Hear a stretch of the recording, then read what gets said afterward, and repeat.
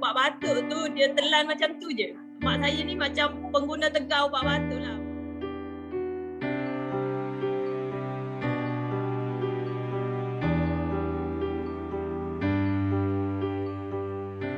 Assalamualaikum, saya Fauziati binti Abdul Wahab, berasal dari Kelantan. Pertama sekali, saya ni kira jaga mak saya ni jaga masa yang lama. Mak saya ni kalau batuk, dia sampai kadang-kadang sampai ubat batuk tu dia telan macam tu je.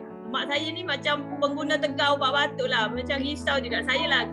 Orang yang selalu duduk beli ubat batuk kat dia. Sebenarnya saya tak perasan yang mak saya dah lama tak minum ubat batuk. Bila saya perasan tu anak saya tumpahkan ubat batuk tu. Jadi saya pun baru perasan, mak dah lama tak makan ubat batuk. Lepas tu mak saya kata sejak mak makan Defense tu, mak dah tak makan ubat batuk. Lepas tu ubat batuk tu memang tak terjejas lah, memang tak minum beberapa minit kan.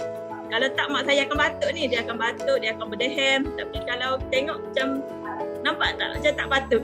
Kalau tak, dia setiap kali dia bercakap dia akan batuk. Win paling besar lah bagi saya lah, sebab bila mak batuk, kadang-kadang malam-malam, tengah-tengah malam kita akan dengar dia batuk. Sekarang ni dah tak ada dah. Yang keduanya jari lah. Dulu jari ni dia hitam. Jari mak saya ni rosak. Dia rosak sebab kencing manis kan. Dia macam berkeriput dia macam tu. Dalam jari mak saya ni dia akan macam hitam-hitam. Tapi kalau kita tengok sekarang kan macam tak ada. Cantik tak kuku mak saya. Mak kata dia bernanah, dia bau busuk. Dia macam rosak, kuku rosak kan. Tapi dah cantik dah lah. Itu dua benda yang paling besar sekali lah. Selain daripada selera makan. Kadang-kadang macam demam, macam panas badan sikit. Tapi selera makan tetap on. Dia tak putus. Sebab mak saya ni pernah tak makan nasi bertahun-tahun. Sejak amalkan Defense ni, kalau jalan dalam rumah kan dah tak pakai tongkat dah. Dulu Lasa tak boleh jalan, dulu mengesok kan. Sekarang dah boleh bangun jalan. Mak saya dia selepas makan, dia akan makan ni coklat berangin tu. Sebab dia kan kalau batuk kan kita rasa macam ada lendir kan.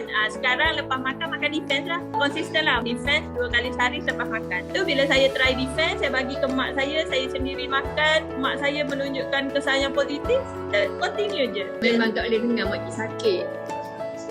Yang momen yang saya tak boleh ingat adalah mak saya tak makan lah. Saya ingat lagi ada satu ketika tu beli petik je kan. 3 bulan tak makan. Tak makan nasi. Biskut keping pun bagi 2. Makcik masuk buat banyak kali dah, 7 kali.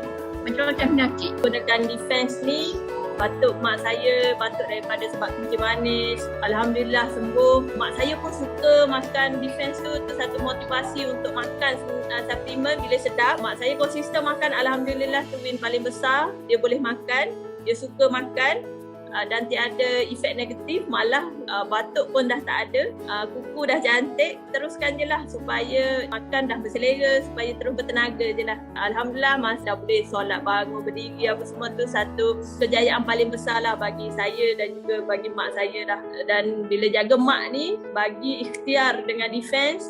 Dan masa yang sama kita berserahlah kepada Allah supaya Defense tu menjadi asbab untuk kesembuhan dia. Alhamdulillah. Terima kasih SKB. Kita ikhtiar.